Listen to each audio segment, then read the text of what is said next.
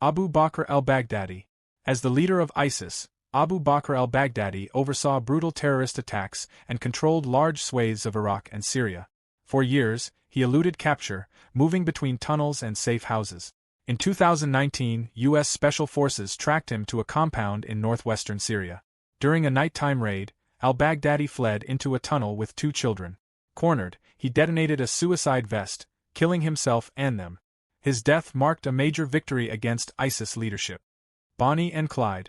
Bonnie Parker and Clyde Barrow became infamous during the Great Depression for a string of bank robberies and killings across several U.S. states.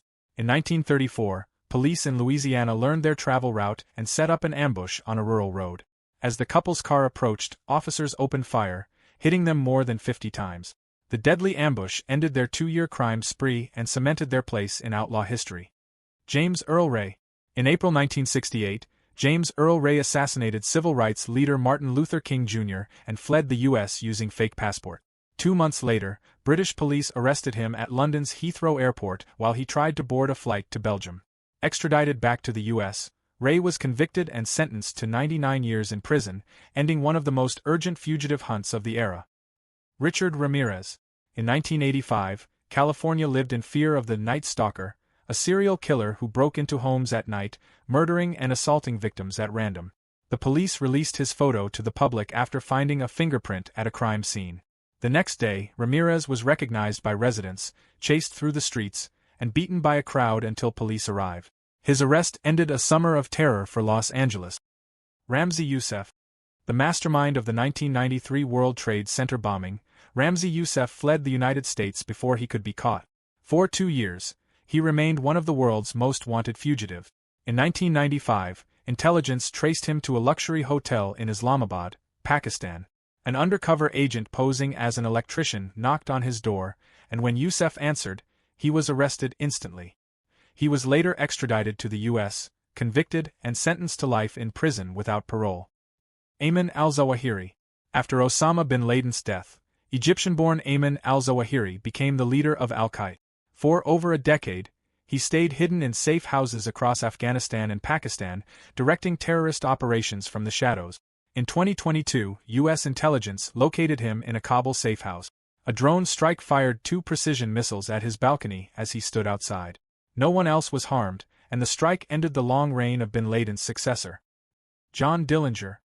During the Great Depression, John Dillinger became America's most notorious bank robber, often escaping police with clever disguises and fast getaways.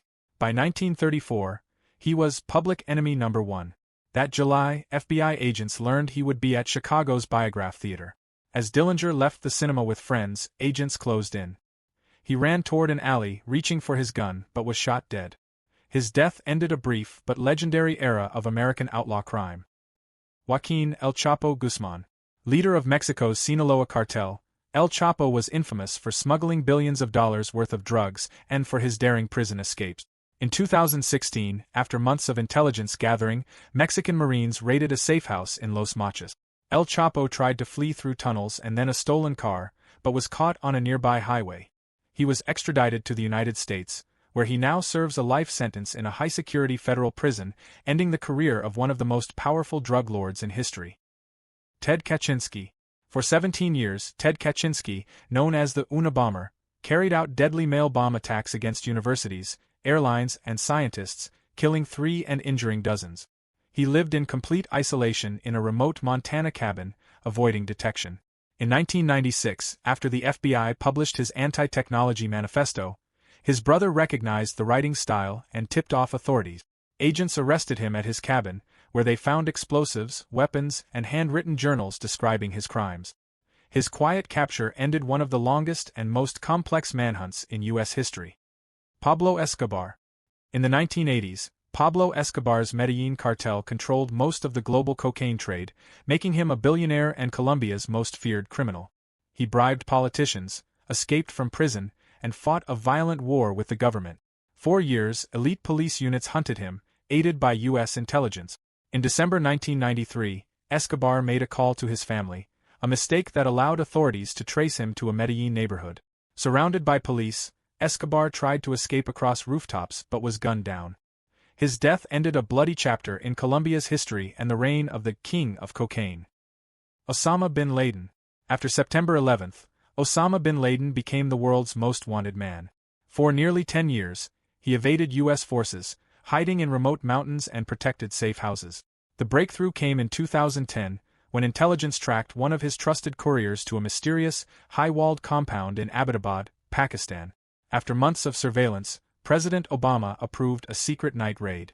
In May 2011, Navy SEAL Team 6 stormed the compound. Clearing the upper floors, they found bin Laden in a bedroom and shot him dead. The operation ended a decade-long manhunt and brought closure to one of history's most infamous terrorist cases. Saddam Hussein. In 2003, the U.S. invaded Iraq, and Saddam Hussein, the country's president for more than 2 decades, suddenly disappeared.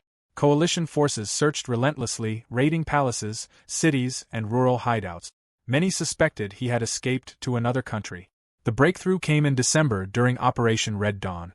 Acting on a tip, U.S. soldiers raided a small farmhouse near Saddam's hometown of Tikrit. Outside, they noticed disturbed soil, and beneath it, a tiny underground spider hole barely big enough for one man. Inside was Saddam, dusty, bearded, and holding a pistol he never used. He surrendered without resistance, his capture marking the symbolic collapse of his regime. Thanks for watching the video till end. If the video was informative, so please hit the subscribe button.